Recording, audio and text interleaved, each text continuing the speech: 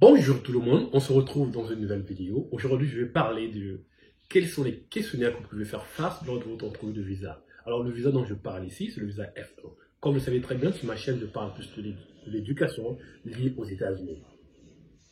Alors, au cours de ma vidéo, je vais la segmenter en deux parties. La première partie de ma vidéo va s'orienter vers quels sont les documents à fournir pour une demande de visa. Comme vous le savez très bien, les amis, vous ne pouvez pas faire une demande de visa sans connaître les documents à préparer pour votre demande de visa pour les États-Unis. Maintenant, les amis, la deuxième partie de ma vidéo, je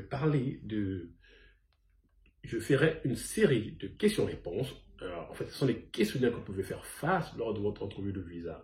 Les amis, quel que soit le pays que vous venez, que ce soit la France, que ce soit le Nigeria, que ce soit le Cameroun, le Sénégal, le Mali, le Togo, je pense que les questions semblent être similaires dans ces ambassades. Alors, quels sont les documents à fournir pour faire une demande de visa? Les documents à fournir pour faire une demande de visa F1.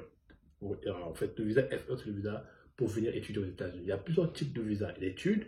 Il y a le visa F1, il y a le visa J et il y a le visa M. Alors, ici, dans ma vidéo, je puisse m'accentuer sur la documentation à fournir lors de la demande de visa F1. Alors, c'est parti, les amis.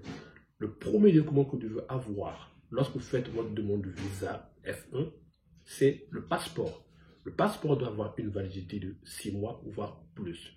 Vous devez avoir votre page de confirmation de DS60 que vous remplissez sur le site de l'ambassade des États-Unis de votre pays. Vous devrez avoir les cartes photos qui sont d'une dimension une dimension de 5 mm x 5 mm et vous devrez avoir votre CV, donc la page de confirmation CV que vous payez une fois que vous avez reçu votre I-20. Et vous devez avoir votre I-20 qui justifie que vous êtes réellement inscrit dans une institution ou une université aux États-Unis. Vous devez avoir votre lettre d'admission. Vous devrez avoir votre relevé bancaire. Le relevé bancaire, c'est quoi? C'est un document qui justifie que les parents ont la capacité financière. Souvent, je reçois des réponses, je reçois des questions de la part des gens qui me demandent est-ce que je dois amener de l'argent en cash à l'ambassade? Non, l'ambassade n'apporte pas de l'argent en cash, on apporte plutôt un relevé bancaire qui est valable, qui est vrai. En fait, le relevé bancaire doit avoir une validité au moins de 3 mois. De ne pas être vieux plus de 3 mois, mais ça doit avoir une validité au moins de 3 mois. Alors, qu'est-ce que je veux dire par là? Lorsque vous faites votre demande de visa, par exemple, au mois de mai, vous devez apporter un relevé bancaire, soit qui est en cours au mois de mai, ou bien le relevé bancaire a été retiré à la banque même au mois d'avril. Il est toujours valable.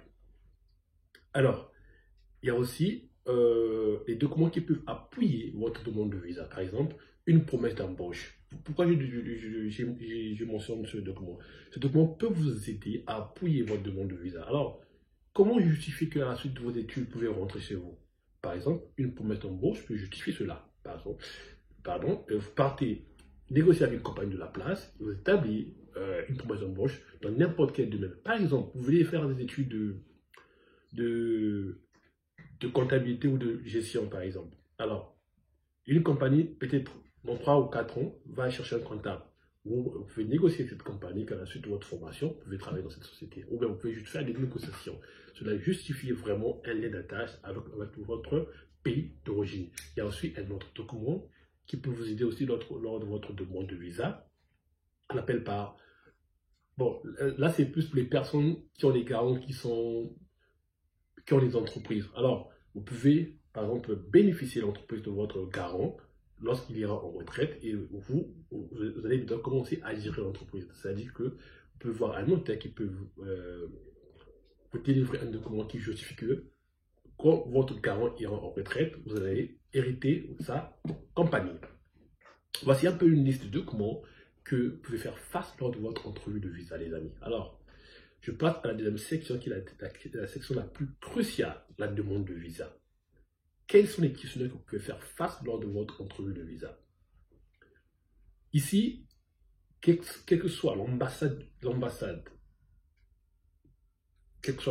pardon, vous allez faire votre demande de visa, les questions sont similaires. Ça dépend juste de la manière que l'officier consulaire reformule la question, que ce soit en anglais, que ce soit en français.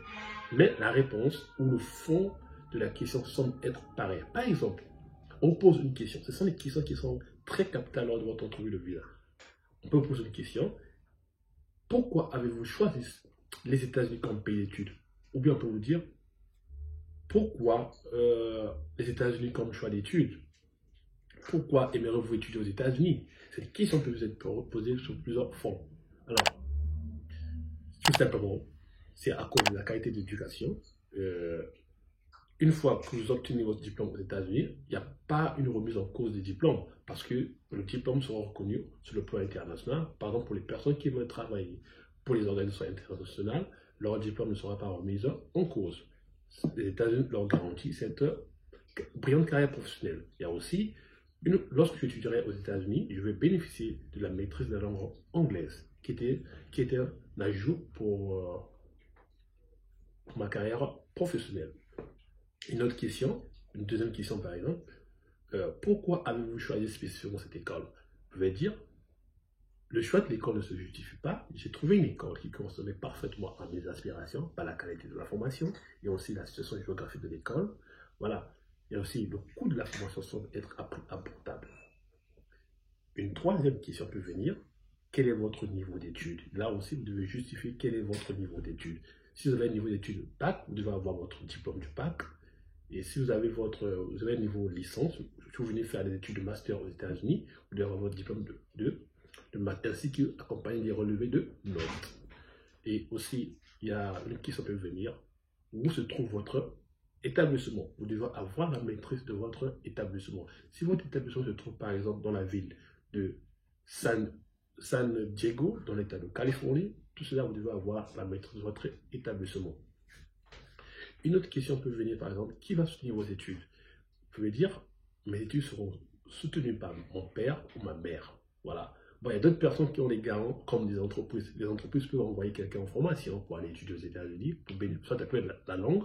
Donc, les entreprises peuvent supporter, mais il faut toujours apporter des documents pour faire votre demande de visa. Donc, vous devez savoir, lorsque vous faites votre demande de visa, le cas de chaque individu varie selon,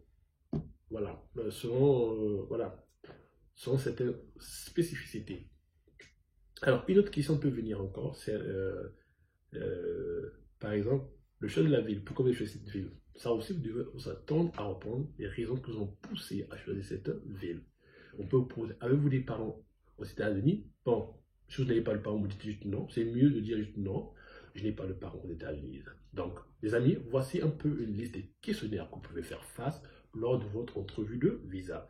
Alors, les amis, lorsque vous faites votre demande de visa, vous devrez aussi avoir un petit conseil. Vous devez avoir la maîtrise de vos documents. C'est-à-dire, vous devez ordonner vos documents en ordre. Vous devez connaître l'emplacement de votre passeport. Vous devez connaître l'emplacement de votre IBAN, votre lettre d'inscription, votre relevé bancaire, ainsi que les documents qui peuvent appuyer votre demande de visa. Les amis, nous sommes arrivés à la fin de notre vidéo. Si vous avez trouvé ce contenu très éducatif ou instructif, je vous demande de la bonne de liker. Alors, on finit. Pour finir, il y a une agence, je peux vous conseiller, je peux vous suggérer une agence qu'on appelle pas US Education, qui a pour mission d'aider les personnes qui veulent venir étudier aux États-Unis. Par exemple, voilà, ceux qui sont en difficulté, vous voulez faire une demande de visa, ils peuvent vous accompagner, vous pouvez les contacter. Je pense que l'email est en bas de description de ma vidéo. Vous pouvez juste les contacter. Voilà, vous écrivez quelles sont, par exemple, vos raisons. Vous voulez venir étudier aux États-Unis, quel domaine vous aimeriez faire. Alors, ils vont vous aider, ils vont vous accompagner. Ils ont aidé plus de 100 étudiants aux États-Unis ici qui sont installés. Il y a aussi un facteur que vous devez prendre en considération. En les contactant, ils vont vous aider vraiment. C'est-à-dire, vous venez aux États-Unis, vous devez savoir que avec un visa F1, vous n'êtes pas censé travailler. Vous ne pouvez que travailler au campus. Mais je vous dis, je ne vous garantis pas qu'en appliquant un boulot au campus, vous allez avoir automatiquement. Alors, vous devez trouver les moyens, des mécanismes pour pouvoir contourner certaines difficultés, pour pouvoir réussir votre séjour d'intégration aux États-Unis. Ils vont vous donner des contours, des moyens, voilà, qui vont vous aider à pouvoir faire des bonnes décisions. Vraiment, cette agence, je la recommande, les amis. Voilà. Donc, les amis, nous sommes arrivés, comme j'ai dit auparavant, à la fin de la...